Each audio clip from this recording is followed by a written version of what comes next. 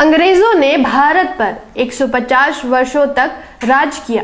ब्राह्मणों ने उनको भगाने के लिए हथियारबंद आंदोलन क्यों चलाया, जबकि भारत पर सबसे पहले हमला मुस्लिम शासक मीर कासिम ने 712 ईस्वी में किया। उसके बाद महमूद गजनवी, मोहम्मद गौरी, चंगेज खान ने हमला किया और फिर कुतुबुद्दीन ऐबक, गुलाम वंश, तुगलक वंश, खिलजी वंश, लोदी वंश, फिर मुगल आदि वंशों ने भारत पर राज किया और खूब अत्याचार किए, लेकिन ब्राह्मणों ने कोई क्रांति या कोई आंदोलन नहीं चलाया। फिर अंग्रेजों के खिलाफ ही क्यों क्रांति कर दी? आइए इस वीडियो में क्रांति और आंदोलन की वजह को समझने का प्रयास करते हैं। अंग्रेजों ने 1795 में अधिनियम 11 द्वारा शूद्रों को भी संपत्ति रखने का कानून बनाया।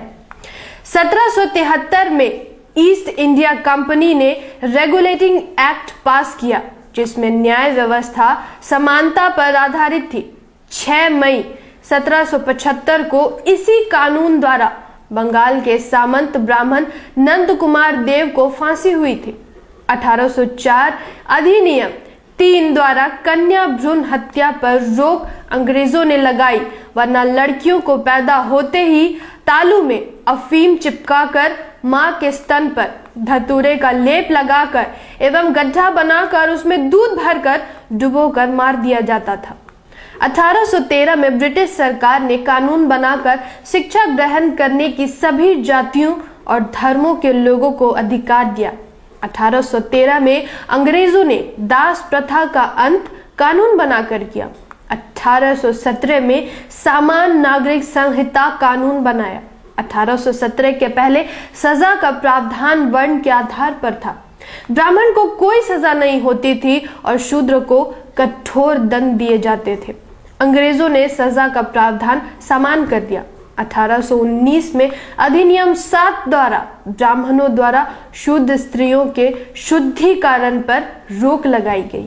शूद्रों की शादी होने पर दुल्हन को अपने दूल्हे के घर न जाकर कम से कम 3 रात ब्राह्मण के घर शारीरिक सेवा देनी पड़ती थी।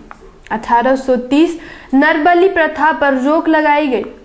देवी देवता को प्रसन्न करने के लिए ब्राह्मण शूद्रों, स्त्री व पुरुष दोनों को मंदिर में सिर पटक पटक कर चढ़ा देते थे। 1833 अधिनियम 87 द्वारा सरकारी सेवा में भेदभाव पर रोक अर्थात योग्यता ही सेवा का आधार स्वीकार किया गया तथा कंपनी के अधीन किसी भारतीय नागरिक को जन्म, स्थान, धर्म, जाति या रंग के आधार पर पद से वंचित नहीं रखा जा सकता है नियम लागू किया गया।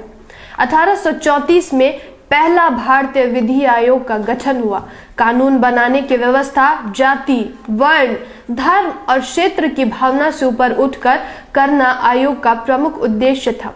1835 प्रथम पुत्र को गंगा दान पर रोक लगाए।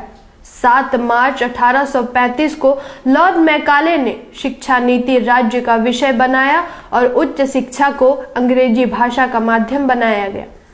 1835 को कानून बनाकर अंग्रेजों ने शूद्रों को कुर्सी पर बैठने का अधिकार दिया।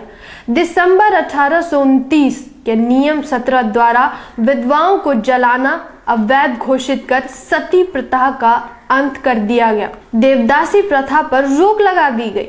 ब्राह्मणों के कहने से शूद्र अपनी लड़कियों को मंदिर की सेवा के लिए दान दे देते थे। मंदिर के पुजारी उनका शारीरिक शोषण करते थे। बच्चा पैदा होने पर उसे फेंक देते थे और उस बच्चे को हरिजन नाम दे दिया करते थे। 1921 को जातिवार जनगणना के आंकड़े के अनुसार अकेले मद्रास में कुल जनसंख्या 4 करोड़ 23 लाख थी, जिसमें 2 लाख देवदासियां मंदिरों में पड़ी थी। हालांकि यह प्रथा अभी भी दक्षिण भारत के मंदिरों में चल रही है। 1837 अधिनियम द्वारा ठगी प्रथा का अंत कर दिया गया। 1849 में कलकत्ता में एक बालिका विद्यालय JED बेटन ने स्थापना किया।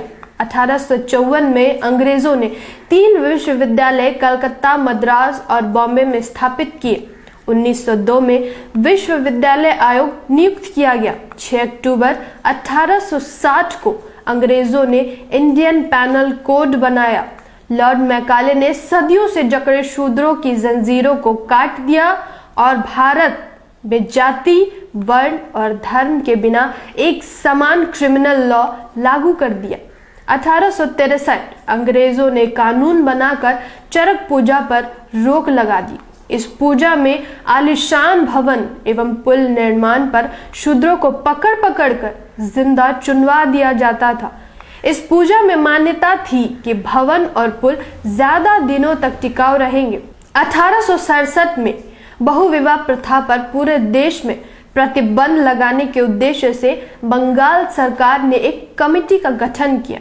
1871 में अंग्रेजों ने भारत में जातिवार गणना प्रारंभ की। यह जनगणना 1941 तक हुई। 1872 में सिविल मैरिज एक्ट द्वारा 14 वर्ष से कम आयु की कन्याएं एवं 18 वर्ष से कम आयु के लड़कों का विवाह वर्जित करके बाल विवाह पर रोक लगा दी गई।